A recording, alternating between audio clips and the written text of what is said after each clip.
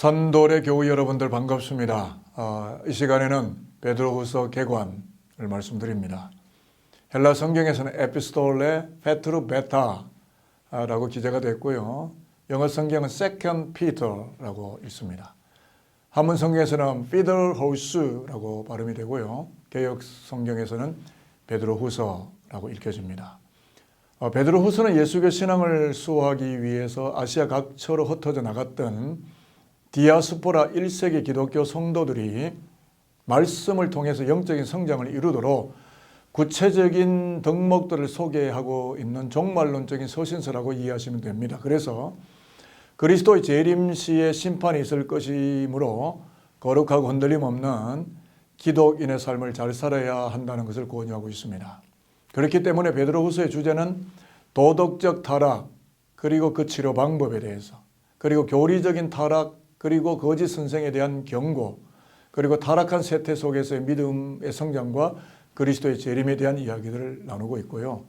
중심 사상은 종말론적인 신앙의 소유자인 그리스도인으로서 신의 성품에 닿을 때까지 자라가도록 열심히 신앙생활을 하라라는 것이 되겠습니다. 베드로후서의 저자는 1장 1절에서 이미 밝혀진 것처럼 전통적으로 베드로가 저자임을 공적으로 인정합니다.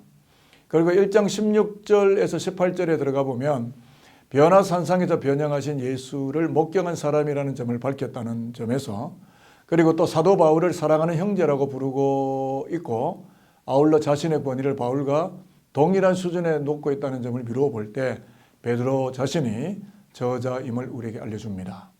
그러면 베드로후서는 언제 쓰여졌느냐 하면 그 집필 시기가 AD 63년에서 64년경 베드로가 순교를 했던 AD 68년경 그 사이에, 그러니까 AD 63에서 AD 68년경 그 중간쯤에 기록되었을 거로 봅니다. 그래서 특히 1장 13절을 보면 자신의 죽음에 가까웠다는 것을 암시하는 구절이 나오는 걸 보면 베드로후서는 순교 직전인 67년 혹은 68년 그 즈음에 기록되었을 가능성은 매우 커집니다.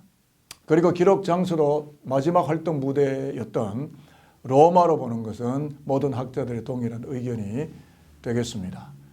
베드로후서의 수신자는 베드로전서와 같이 소아시아 각지에 흩어져서 기독교 신앙을 끝끝내 지키려고 힘을 쓰고 있던 1세기 그리스도인들이라는 점에는 신학적으로 추호도 의심의 여지가 없다고 하겠습니다. 그러면 베드로후서가 왜 쓰여졌느냐에 대한 이유인데요.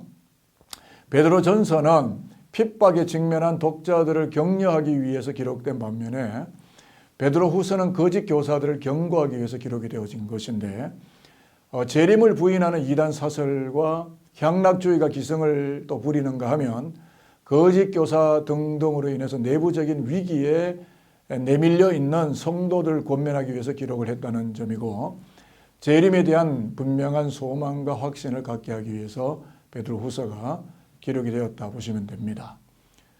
그리고 베드로후서를 기록할 당시에 교회 안에는 거짓의 교설이나 사이비 구원파들이 대거 등장을 해서 영적인 공격을 퍼붓고 있었기 때문에 이러한 거짓 복음에 대항을 해서 성도들의 신앙을 바르게 세워야 될 필요성을 느꼈기 때문에 베드로후서가 쓰여지게 되었다고 보시면 되겠습니다. 조금 더 설명을 보탠다면 베드로후서를 읽어야 하는 교회 안에는 자기 욕심을 채우려고 복음을 왜곡함으로써 이득을 취하려고 하는 거짓에 속한 무리들, 즉 교사들이 있었다는 거고, 그래서 베드로후서 2장 전반을 보면 대낮에 술을 마시고 흥청망청 노는 것도 정당화하고 신앙적으로 합리화하려는 사람들 때문에 신앙생활이 일대 혼란에 빠졌던 겁니다. 주로 그 거짓 교사들의 주장이 뭐냐면 영적인 사람이 되면 육체적 향락을 즐기는 것은 어떤 것도 문제가 되지 않는다라는 주장인데요. 이것은 오늘날의 권신찬, 박옥수 등의 구원파의 효시였고 구원파의 사상과 정확하게 일치되는 부분입니다. 또 성적인 문란함과 음주 습관에서 벗어나기 위해 실험하는 사람들에게 거짓 자유를 마구 남발하면서 십자가 복음과는 정반대로 걸어가도록 하는 거짓의 무리들이 공동체 안에 있었다는 겁니다.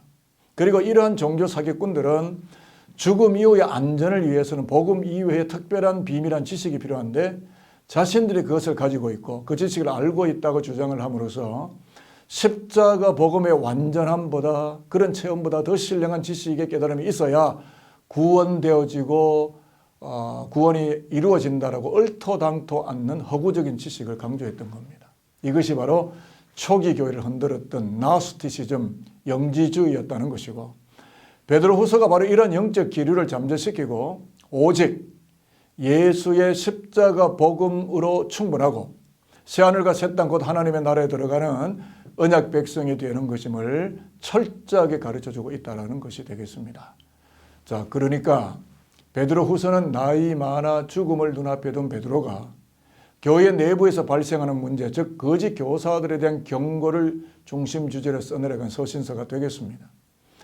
그렇기 때문에 베드로후서는 베드로전서와 문체가 매우 다르고 오히려 유다서와 유사성이 많은 것으로 미루어 본다면 주님과 야고보의 형제인 유다가 먼저 보낸 서신들을 기초로 해서 세밀하게 설명한 주석서와 같다고도 우리가 이해할 수가 있습니다.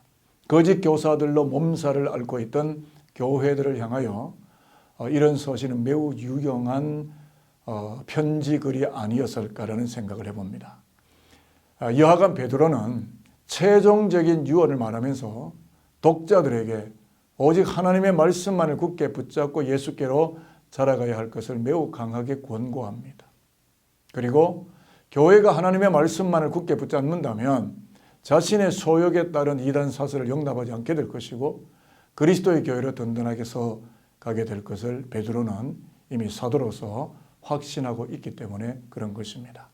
내용 구성은 1장 1절에서 21절까지가 그리스도인의 영적 성숙에 대한 권면이라면 2장 1절부터 22절까지는 앞서 말씀드린 거짓 교사들의 매우 혹독한 경고가 수록이 되어 있습니다.